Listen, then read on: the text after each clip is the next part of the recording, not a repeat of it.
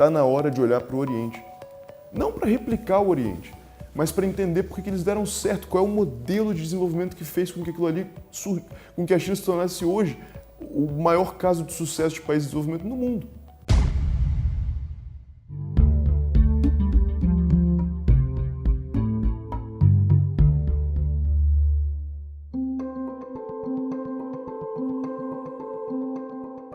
O arranjo institucional Brasil-China ele é, no mínimo, interessante.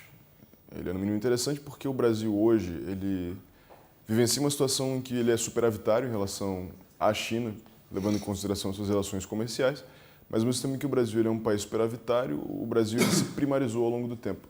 O Brasil, nos anos 70, exportava carros, semicondutor e por aí vai para a China.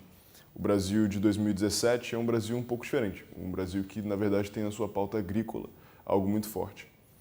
Levando em consideração que a nossa pauta agrícola é forte por conta também de muita inovação tecnológica, cada grão de soja tem um percentual enorme de esforço científico de nossos engenheiros agrônomos, o Brasil ainda assim hoje não consegue se desamarrar da dependência da exportação de commodities para a China, ao que há 30 anos atrás nós não estamos falando da mesma coisa.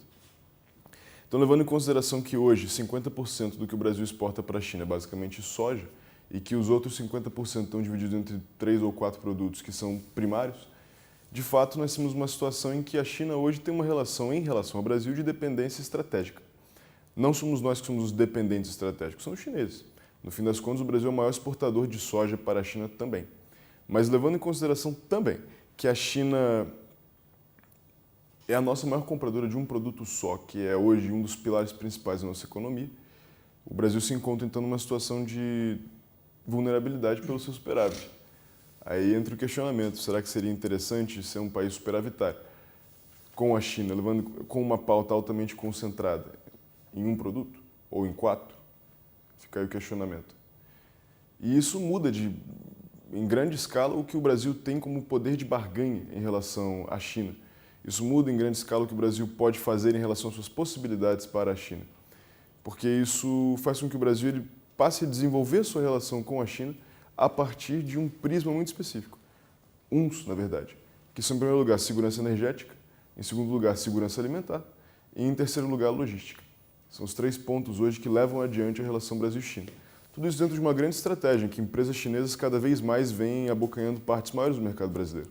O que não necessariamente é ruim, já que você tem mais empresas competindo no mercado nacional. Mas, ao mesmo tempo, a maneira como nós lidamos com isso, ou seja, a ausência de uma estratégia pontual e específica para a China, é algo que nos traz necessariamente um grande desafio, um desafio institucional. E um desafio institucional porque o Brasil ele passou a vivenciar um grande choque entre modelos institucionais radicalmente distintos a partir da interação recente com a China. Porque a China tem um modelo de organização interna e um modelo de desenvolvimento de relações externas que, de maneira alguma, condiz com algo que nós temos no Brasil.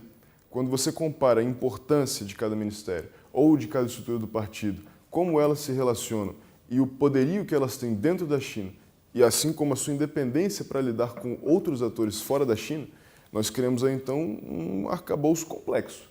E que esse arcabouço complexo, nós não temos a cultura institucional que nos permita lidar com esse fenômeno. É algo muito distinto.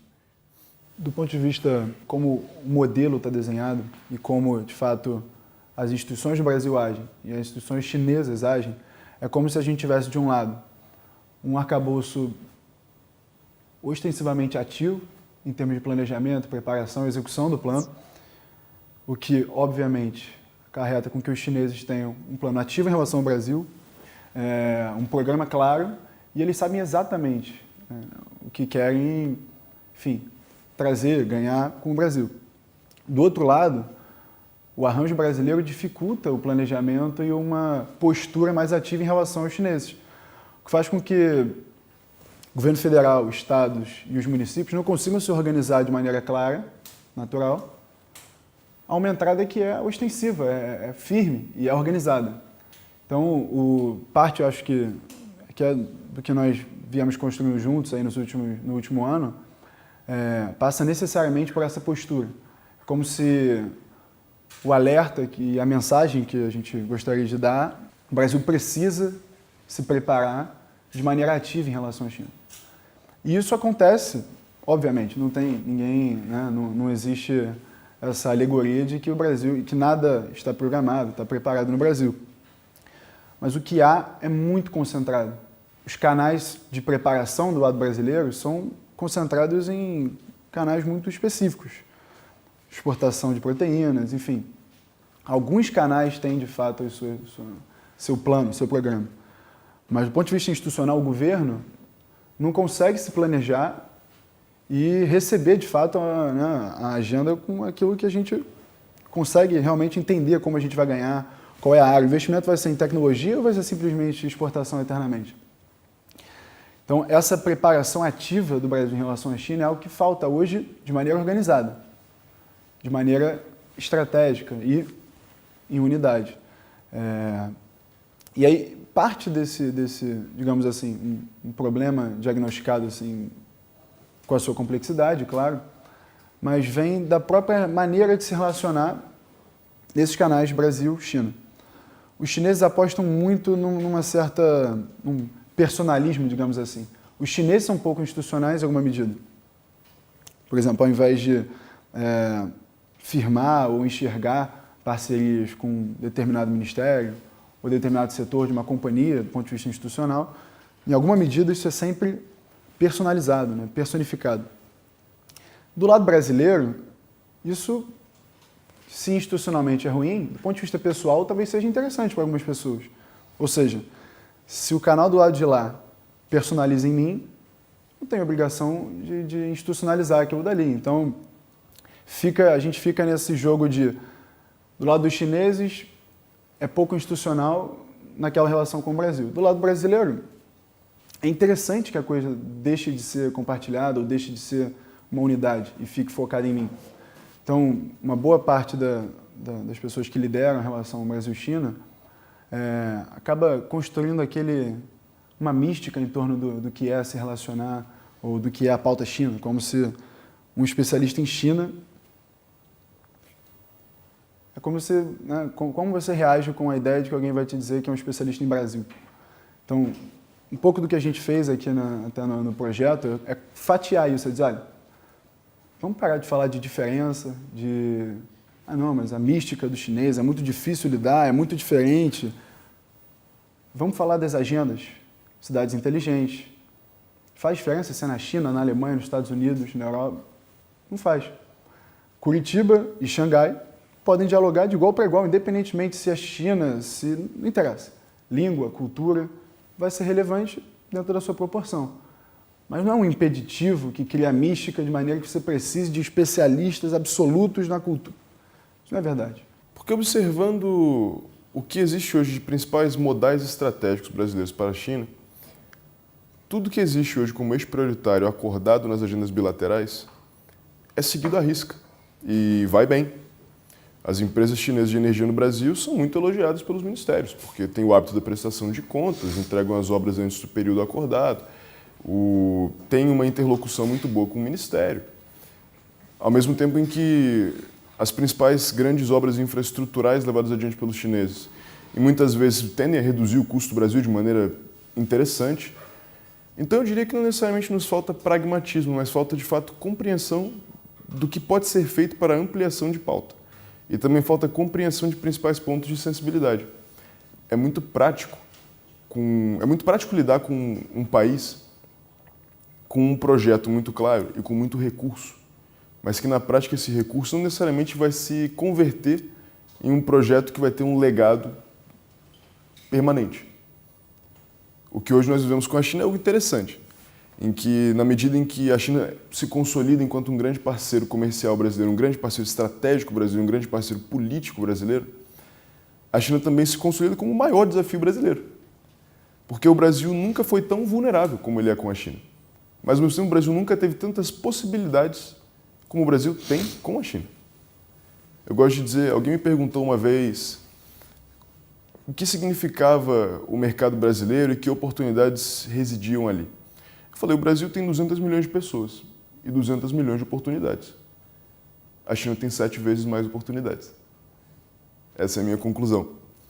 Então, quando a gente para e pensa em pragmatismo institucional brasileiro, eu acho que, antes de tudo, falta a coordenação institucional brasileira para conseguir lidar com um modelo distinto.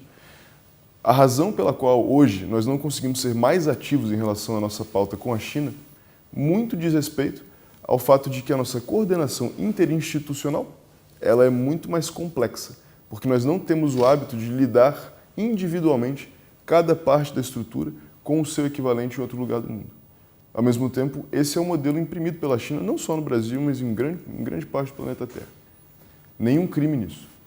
Mas o aprender a lidar com isso é o que molda as possibilidades do que pode ser feito hoje, amanhã e depois.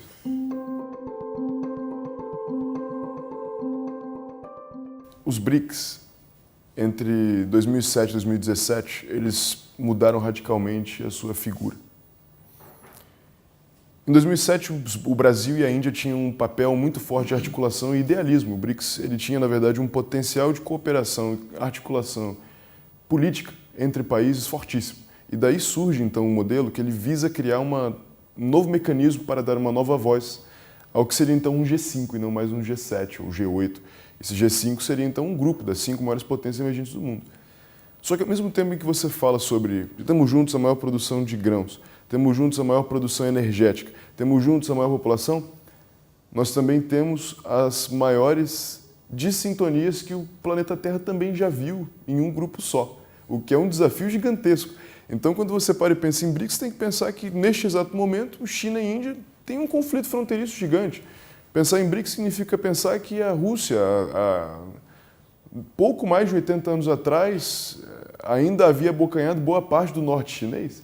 Pensar em BRICS também significa pensar que o Brasil recebe muito em relação a investimentos, mas é o país que menos coloca alguma coisa. E que todos os outros países do BRICS são países que, tirando a África do Sul, têm matriz institucional asiática, ou no mínimo um encontro entre duas matrizes, que é o caso russo. O Brasil, por outro lado, é plenamente ocidental em relação à sua origem institucional.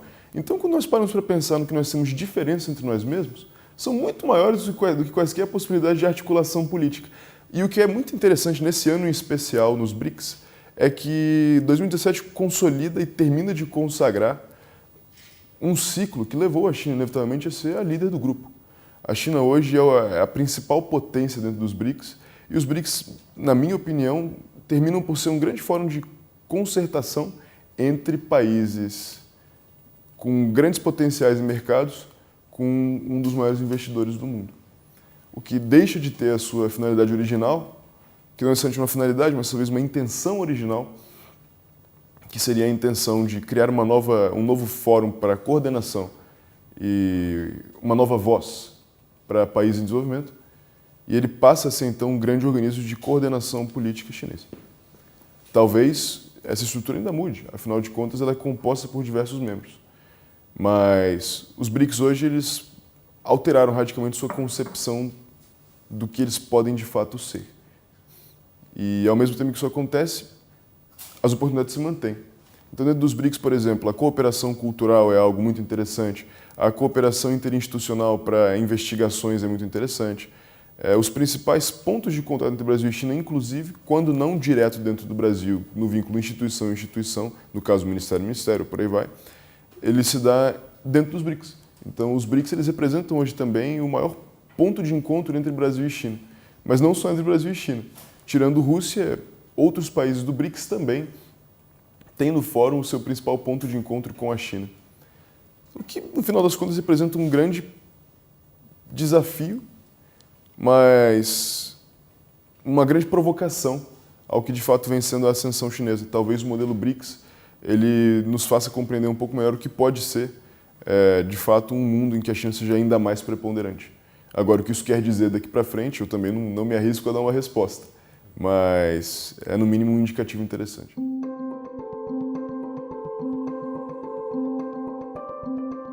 Essa é marcada a terceira onda, né, de investimentos chineses. E aí, o Otávio me corrige aqui, mas a percepção é de que a primeira e a segunda onda de investimentos chineses no Brasil foram, se não fracassados, mas poderiam ter sido muito mais proveitosos dos dois lados. Dos dois lados. Você tinha a ocasião, acho que, é bem claro isso até em diretivas, assim, da maneira como os chineses hoje vão investir, precisam investir, as companhias, por exemplo, as companhias state-owned precisam investir fora da China, né? No Brasil, a segunda onda marca empresas de metal pesado comprando loja de Havaiana. Enfim, investimentos completamente fora da caixa e do core business da companhia. Então, é claro que é um momento de oportunidade no Brasil. A crise faz com que os preços vão lá embaixo, os chineses assim, para o Brasil é óbvio que é interessante receber os investimentos. Ponto. Mas o desafio aí é perceber que o achismo de que simplesmente entrar dinheiro no Brasil vai ser necessariamente bom no médio e longo prazo é uma alegoria, assim, é quase que fé, que não é verdade. Precisa ser bem feito, precisa ser estudado os dois lados. Agora mesmo, há 6 meses atrás, os chineses entraram numa companhia com um preço completamente fora do ideal, do valuation real da companhia. Então, dos dois lados, você precisa de fluidos na cadeia, né? Você precisa de assessoria dos dois lados, tanto do ponto de vista do Brasil, para de fato receber aquilo nas áreas que realmente interessam e para as companhias da maneira que realmente interessa, e do lado dos chineses, sem dúvida, não tem como entrar, e aí esse eu acho que é o ponto central dessa nova onda, dessa terceira onda dos investimentos. Não dá para entrar de qualquer maneira, de qualquer jeito, sob qualquer preço, em qualquer situação. Tem que ser estudado. E até há uns 3 meses, a gente, um dos conselheiros da embaixada em São Paulo, ele mencionou, dizendo, olha, é importante que as empresas chinesas estudem mais, se preparem melhor para entrar no Brasil. Eles precisam olhar 6 meses, 12 meses, 18 meses, qual o mercado que eles vão entrar. O Brasil tem nuances regulatórias absurdas. Especialmente se você considerar que a entrada maior é no setor de infraestrutura. Você tem, por exemplo, os chineses entrando no setor de energia, eles vão, na comercialização, eles vão precisar litigar na Câmara de Arbitragem. Como é que funciona a arbitragem no Brasil, enfim. São algumas nuances na entrada que precisa ser estudado dos dois lados. Então, para que essa nova onda seja, de fato, um momento de sucesso para os dois lados, eu acho que é uma condição sine qua non que haja assessoria e, a preparação do lado chinês e, especialmente do lado brasileiro, a preparação para receber isso, porque não funciona só na moda do vamos entrar e está tudo bem.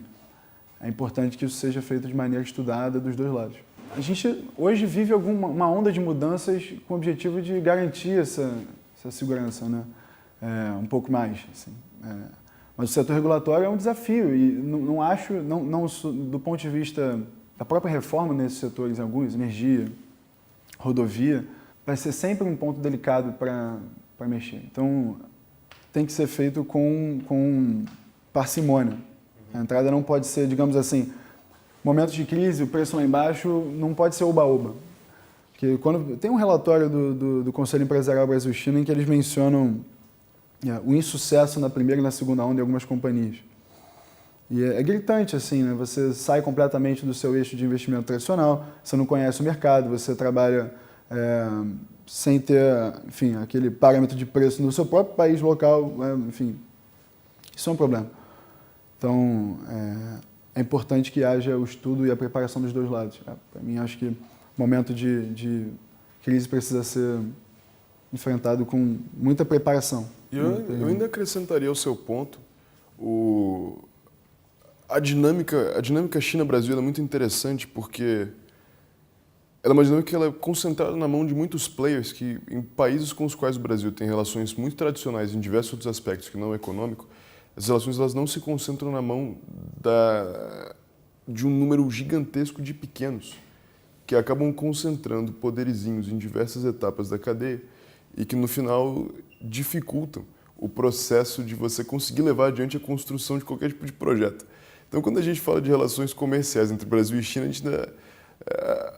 a viabilização ou o incremento de projetos, ele passa por uma multidão de aventureiros, que é algo fantástico. Então, por exemplo, justamente o caso que o Eduardo comentou agora da empresa que foi comprada por um valor muito maior. Isso é um caso bem interessante de uma empresa brasileira que foi comprada por um valor 4 vezes maior do que o seu valor real de mercado. E isso acontece porque, no fim, quem conseguiu as chaves para efetuar a venda, de fato, é um grupo pequeno, pouco conhecido, mas que domina eixos específicos da relação com o país em questão, seja no Brasil, seja na China. O maior desafio, na minha opinião, levando em consideração as grandes ondas de investimento chinês no Brasil hoje, é o fato de que é imprescindível que sejam criadas estruturas respeitáveis, capazes de conseguir balizar o futuro da relação comercial sino-brasileira. É imprescindível que o Brasil consiga estabelecer eixos estratégicos, estabelecer grupos consolidados, para que dessa maneira nós consigamos ter um grau razoavelmente maior de confiabilidade no que se faz.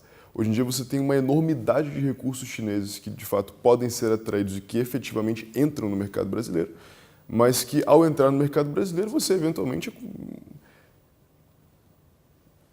corre o risco de, enfim, fazer um investimento vazio, um investimento que no final das contas é muito maior do que o que deveria ser feito levando em consideração o valor de mercado de uma empresa, ou então a compra de um ativo estratégico que na verdade não é tão estratégico. E isso levando em consideração o fato de que aqui na China os deep pockets são muitos, mas ainda assim são diversos, não são necessariamente todos vinculados a uma mesma estratégia, um mesmo plano, eles também atuam em cadeia, mas individualmente. Isso é um grande desafio, é um grande desafio. E eu imagino que os próximos passos que o Brasil venha dando, de tudo aquilo que cabe ao governo fazer, eu imagino que o governo até agora vem fazendo um bom trabalho em relação à criação de um ambiente regulatório e um ambiente de mercado mais favorável. Mas, ao mesmo tempo, existem outros ambientes. E nesses outros ambientes há muito que tem que ser feito. Então, o fortalecimento, por exemplo, de câmaras de comércio reais e não câmaras de comércio fictícias, o fortalecimento da interação e integração entre confederações e associações industriais e agrícolas brasileiras e chinesas é algo muito importante. E porque é a partir daí que você consegue compreender como você também explora o vetor inverso. Não apenas como a China coloca algum dinheiro no Brasil, mas como o Brasil também acessa, por exemplo, o mercado chinês. Como eu coloquei ali atrás, 1 bilhão e 400 milhões de pessoas, 1 bilhão e 400 milhões de oportunidades. Mas, ao mesmo tempo, não são oportunidades triviais. E o lidar com cada uma dessas oportunidades é um grande desafio. E a maneira como se lida com esse desafio, ela passa necessariamente pela institucionalização desse mecanismo. Um bom exemplo de uma iniciativa interessante que alcança, né, essa noção de método de institucionalização de práticas, de acordos de cooperação real, formais, enfim, com esse grau de institucionalização é importante. 4 dias atrás, nós junto ao presidente do Centro Brasileiro de Mediação e Arbitragem, Gustavo Schmidt, nós fizemos uma visita à CIETAC, a maior câmara de arbitragem, que na China funciona não só como uma câmara de arbitragem, mas também como uma câmara de promoção comercial, como uma espécie de união. Nós os visitamos para falar qual era a agenda, né, da discussão. Essa onda de investimentos que você comentou, é fato que vai haver litígio, vai haver alguns conflitos, e isso vai ser levado ou para o judiciário brasileiro, ou, em vários casos, em contrato de infraestrutura, para solução arbitral. A agenda era, a CIETAC precisa, né, promover um instrumento de consulta para as empresas chinesas que estão entrando, e o ponto era justamente de que maneira a gente poderia criar, desde agora, prevendo o que vai acontecer lá na frente, porque, de fato, o primeiro ano agora foi os 2 últimos anos, né? Então os contratos estão começando a ser fechados, os acordos, né, a entrada, de fato, dos investimentos acontece agora. Então você tem um prazo de 3, 5, 8 anos para que os conflitos e os problemas começam a aparecer. Então, nós visitamos para dizer, olha, lá na frente um problema pode surgir. Vamos pensar uma maneira de institucionalizar uma prática. Como que a gente oferece a consulta para quando eles chegarem lá, como daqui a gente já oferece esse tipo de assessoria para as empresas. Isso, para mim, é um bom exemplo de como tornar uma questão institucional. Então, você, em vez de ser algo que um caso deu certo, você traz para dentro de uma CIETAC, de um CBMA, um método, né? Uma prática que vai ser institucionalizada.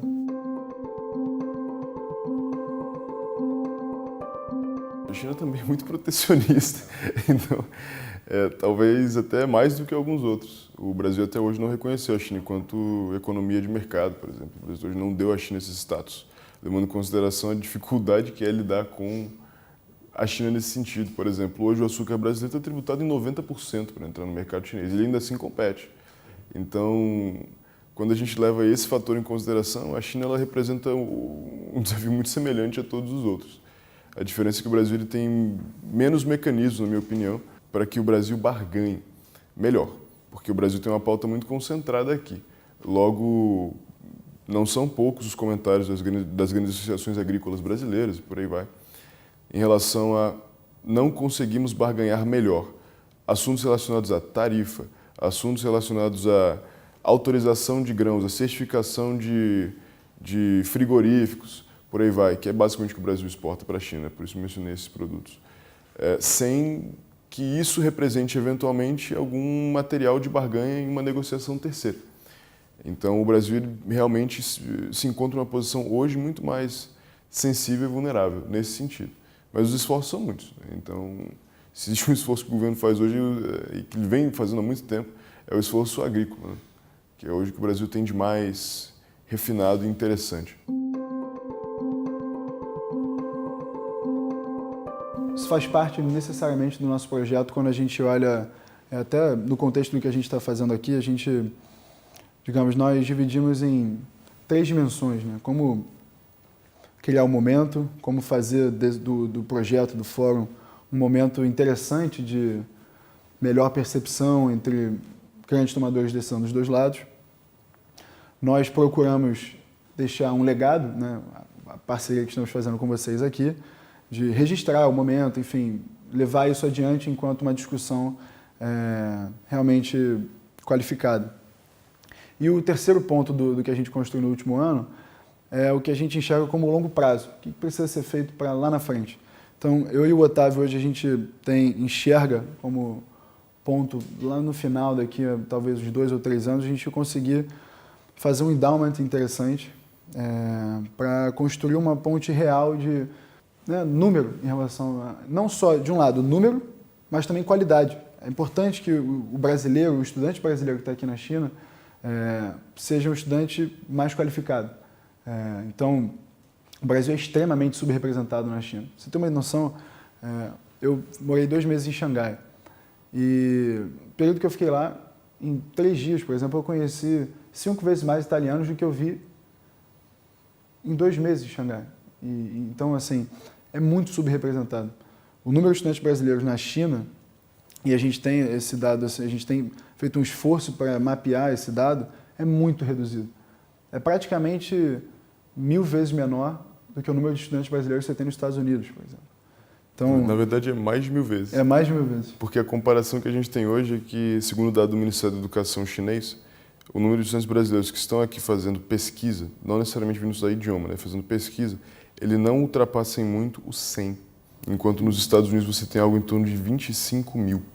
Então, na prática, nós somos 2.500 vezes menores aqui na China do que nós somos em outros países. Em 3 dias em Xangai, numa oportunidade só, eu conheci 15 italianos.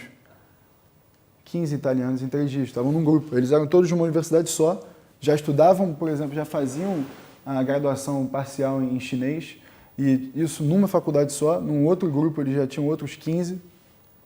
No tempo que eu passei em Pequim, eu conheci o mesmo número de pessoas ao longo de 5 meses e meio. Mas em Xangai eu vi um brasileiro. Um brasileiro que estava aqui.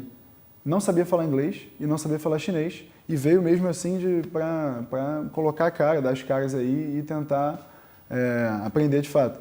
Então, especialmente em Xangai, que quando você pensa Xangai recebe mais estrangeiros do que outros lugares aqui na China, o número de brasileiros é muito, muito subrepresentado perto do que a gente precisava aqui. E especialmente entre os estudantes, fazendo mestrado, doutorado, estudantes de ponta. Então, isso é algo que precisa, de fato, ser mudado. Mas isso, além disso tudo, ainda existe um fator muito importante no porquê isso tem que ser mudado. O que mudou a minha vida e o que mudou a minha percepção e o que, não só a minha, de todos os outros que, enfim, junto comigo e eu junto com eles também, estivemos aqui na China ao longo dos últimos anos e nos esforçamos para, de fato, conseguir construir uma ponte, por mais que tímida, existente entre Brasil e China, a partir do prisma da sociedade civil e estudantes, pesquisadores, é o fato de que é impossível a gente pensar Brasil amanhã sem a gente oxigenar perspectivas. Hoje, todos os grandes pensadores de Brasil são essencialmente ocidentais. Não necessariamente em sua etnia, mas com certeza em sua ideologia. Pensar Brasil amanhã envolve criatividade. É impossível a gente projetar uma estrutura que seja funcional se a gente continuar batendo cabeça em cima dos mesmos pontos que não funcionaram até hoje. Se a gente continuar batendo cabeça em cima de arranjos e modelos institucionais que na prática replicam um ideal que não necessariamente nos serve, porque ele não parte do pressuposto de que o Brasil ele se institucionaliza enquanto país da maneira como nós nos institucionalizamos. É uma réplica sul-americana ou uma réplica latina de um modelo que atualmente, inclusive, está em crise. E pensar Brasil amanhã naturalmente envolve entender como é que outra coisa em qualquer lugar do mundo deu certo. E esse é o papel da academia, em grande parte. É conseguir pautar o debate também sobre como a sociedade pode se reorganizar, se rearticular, se oxigenar para que você tenha perspectivas positivas em relação ao que pode ser amanhã. E enquanto nós não conseguirmos suplantar a barreira do conhecimento, nós não vamos chegar a lugar nenhum. Nós vamos continuar batendo cabeça em cima dos mesmos temas. E a partir disso, o esforço que nós fazemos aqui na China para conseguir mapear, mesmo que seja um estudante a mais,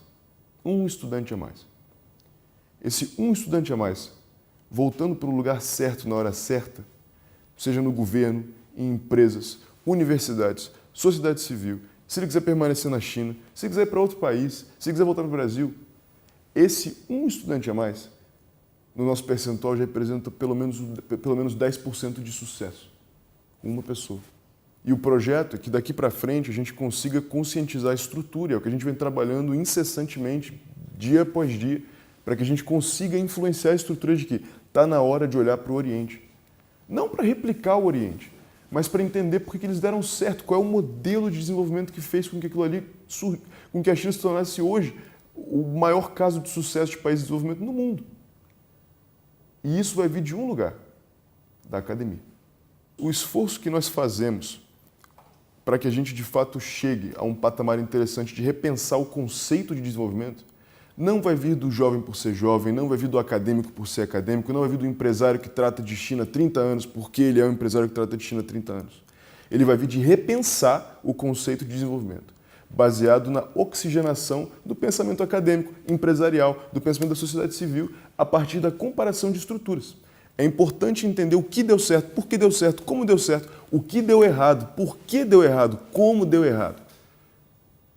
E esse esforço, quando nós criamos uma associação estudantil, por mais pequena que ela seja, mas com fibra, ela vai longe. Porque essas pessoas são pessoas comprometidas com um futuro importante para o Brasil. Porque desses 100 estudantes, por poucos que eles sejam, esses 100 voltam.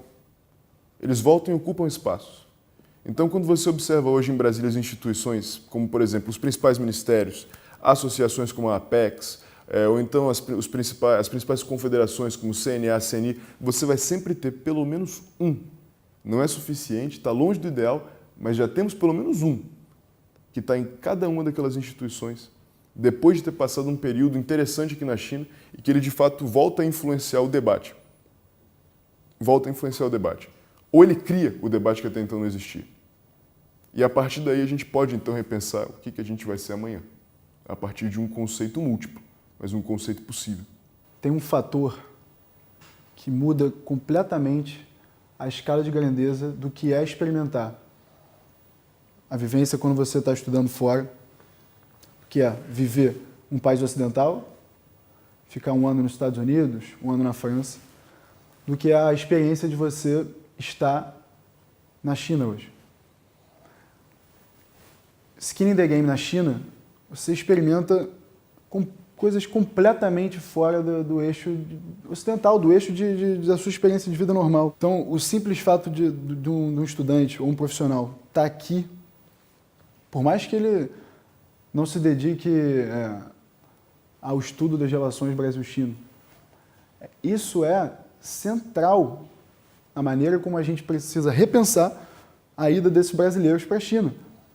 Não é só Brasil e China, não é só relação Brasil-China. O fato de estar na China te permite estudar tecnologia do lado do que vai ser o próximo Vale do Silício, o maior do mundo. Aqui atrás, a gente está aqui na Universidade de Pequim, a menos de 10 minutos aqui, tem 400 empresas de tecnologia alocadas no mesmo bairro. No mesmo bairro. O estudante brasileiro, o profissional brasileiro, não precisa vir para a China para estudar a relação Brasil-China, muito menos para estudar a China, o mito de estudar a China. Aqui, um centro de excelência em tecnologia, ciências como um todo. Na rua que a gente está aqui, nessa avenida, todos os principais centros de pesquisa do governo chinês estão aqui nessa rua. E a tecnologia de ponta são mecanismos de excelência. Então, o importante é perceber que o fato de estar aqui te dá uma experiência em que você passa limpo tudo que você viveu do lado de lá. Então, por si só, isso já é absurdamente potente. É potente. Né? Você reinventa. O simples fato de você passar limpo o que você está vivendo aqui desse lado já te faz, né, repensar as coisas. Então, você viver num país que está antecipando o fim da moeda, não tem mais dinheiro na China. 60% das transações feitas na China no ano de 2016 foram digitais. Na Inglaterra, igualzinho. 60% também. Só que na Inglaterra, cartão de crédito. Na China é pelo celular. A China está antecipando o fim da moeda. Experimentar isso é uma... A gente, às vezes, para resumir, assim... e aí, como é que foi o período que você ficou lá agora, o último ano? É muito fácil. Eu fui para o futuro e voltei. E aí agora eu posso te contar mais ou menos como é que vão ser as coisas daqui para frente. Dinheiro acabou, não tem mais. Entrar no computador para comprar, acabou também. Não tem mais. Comércio digital na cidade, passado. Comércio digital agora até na Vila Rural. Essa oportunidade de experimentar uma dimensão assim, completamente diferente do que está acontecendo no Ocidente hoje, é um privilégio. É um privilégio. E isso não nega de maneira alguma o Ocidente, é importante lembrar. Claro. Muitas vezes quando a gente entra num debate profundo sobre China, o natural é que as pessoas nos perguntem alguma coisa relacionada a alguma percepção ou construção ideológica e por aí vai, que eu sempre digo, isso claramente não vem ao caso. O que importa aqui é a comparação de modelo e o que deu certo, o que não deu certo, o que existe de mais inovador e interessante ali. E isso independe de sobre qualquer ângulo dessa análise, de qual é o modelo político chinês e por aí vai. Você não precisa ser um aficionado pelo Partido Comunista Chinês para você vir até a China e compreender os diferentes rumos que a China de fato pode ter. E você também não precisa negar o partido para você dizer que a China de fato chegou até ali por conta do empreendedorismo do seu cidadão na base. É uma conjunção completamente diferente de fatores. A China é um conceito por si só. Não dá para pegar e colocar a China dentro de uma caixinha, dentro do arcabouço teórico que nós conhecemos bem. Não dá. Ela tem características próprias. E isso não é um juízo de valor, é uma observação factual da realidade. Descritiva. É descritivo. A China simplesmente é a China. E enquanto o brasileiro não compreender a China, nós vamos perder o próximo grande salto. Porque se você observar hoje as principais comunidades estrangeiras na China ocidentais, você vê que os Estados Unidos estão disparados em primeiro lugar, com mais de 1 milhão de americanos vivendo na China, e você tem também os italianos em segundo lugar. É incrível isso. E você tem os russos também ali em terceiro lugar, ou em segundo lugar no lugar da Itália, é algo assim, mas os Estados Unidos são os primeiros. Quando você observa os principais centros de excelência na China, você vai observar, sem sombra de dúvida, de que pelo menos metade são americanos. Quantos brasileiros você encontra nesses programas? Quantos brasileiros estão no centro de excelência chineses? Quando muito? 1. Mas o nosso esforço é o contrário. E para isso que a associação existe. Para isso que o esforço de juntar o estudante brasileiro na China serve para isso. Para criar massa crítica, para criar uma base de estudantes brasileiros na China. E quando eu digo estudantes, estou falando majoritariamente de pesquisadores, que é o grosso da massa estudantil na China. Estudantes de mestrado e doutorado. A partir daí, vai ser possível reimaginar relações Brasil-China. A partir daí vai ser possível incluir a sociedade civil num debate qualificado sobre Brasil e China. A partir daí vai ser possível incluir o especialista em alguma parte, em alguma faceta do que é a relação Brasil-China, Claro. dentro da formação de política pública e política externa, enquanto política pública para a China. A partir daí, as câmaras de comércio vão poder, de fato, ser câmaras sérias e muitas, ou talvez uma só grande, independentemente do modelo que cria, afinal das contas, não sou eu que tenho o dinheiro, né? Então, quem for criar esse tipo de instituição vai poder, de fato, ter muito mais espaço para isso, vai ter muito mais qualificação e ferramentas para isso. Então, o esforço que nós fazemos hoje é de criar as ferramentas para o Brasil pensar a China amanhã. Criar ferramentas. Criar ferramentas e construir uma ponte, que, por menor que seja, é uma ponte. Pode passar uma pessoa de cada vez, mas sim, já é uma ponte que até então não existia.